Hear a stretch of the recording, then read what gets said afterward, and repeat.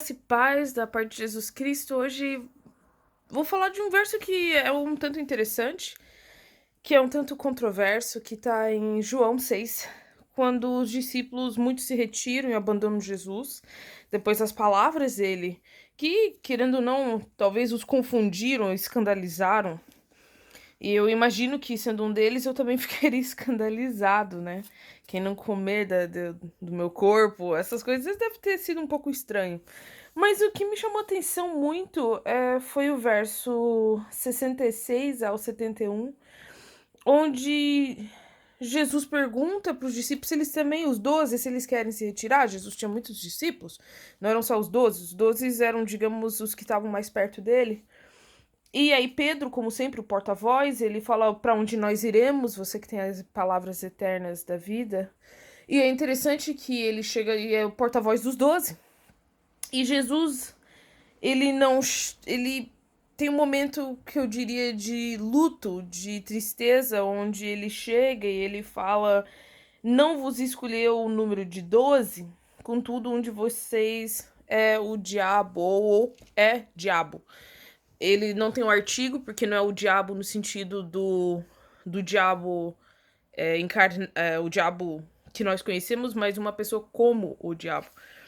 O que é interessante nesse verso é que Jesus, no grego, ele vai usar o ego, né? Uma palavra que significa eu. E ele não precisava. No grego, dentro do verbo, já está contido a pessoa.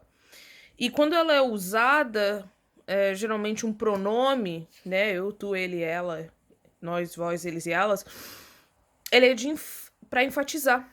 E é interessante que Jesus praticamente está falando, eu mesmo, sendo Deus, escolhi Judas. E esse Judas vai me trair. E é uma palavra muito forte que alguns pensam assim, poxa, por que Jesus está falando isso? Por que ele não relaxa? É uma palavra de tristeza profunda que o próprio Filho de Deus, o próprio Deus encarnado, escolhe e se dedica e ama os seus, mas tem um que é desviado, que não quer. E ele sabe.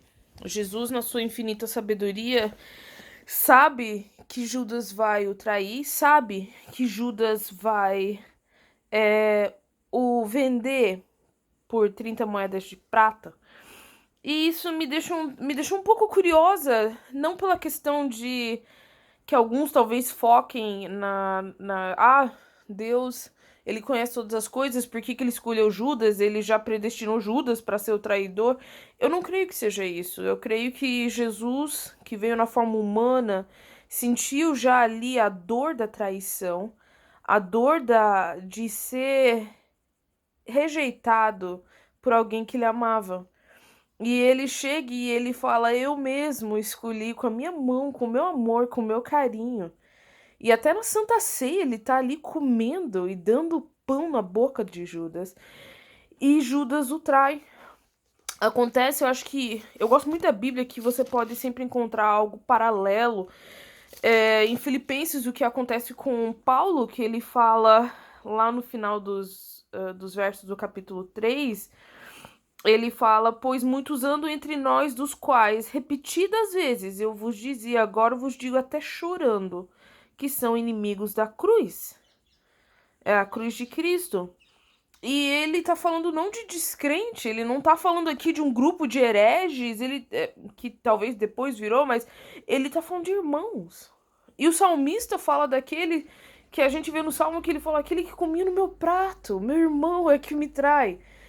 E eu vejo essa dor que acontece no coração de Deus quando aquele que ele escolhe, aquele que ele elege, aquele que ele preparou com tanto amor e carinho, ele vê se desviando. Ele vê sendo um diabo. Não necessariamente a gente vai pensar o próprio Satanás, mas que muda de campo. E essa palavra me tocou muito forte, que muitas vezes nós começamos bem, nós começamos no evangelho, nós começamos na igreja e nos tornamos como o diabo.